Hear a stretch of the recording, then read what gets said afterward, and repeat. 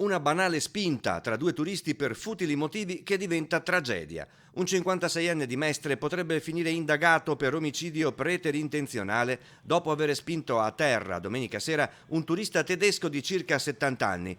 L'uomo nella caduta ha battuto la testa e dopo 2 giorni di ricovero all'Angelo ha perso la vita.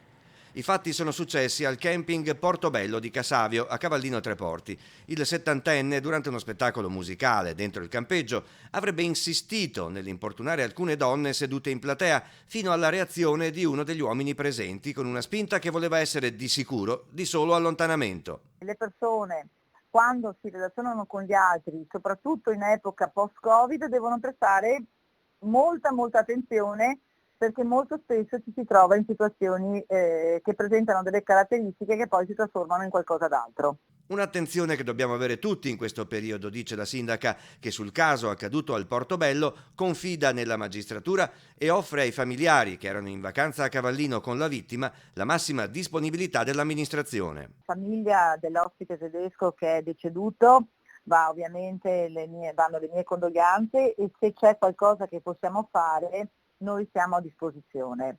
Un episodio fortuito e isolato, lo definisce l'Anesto, sul quale indagano i carabinieri della caserma di Cavallino Treporti.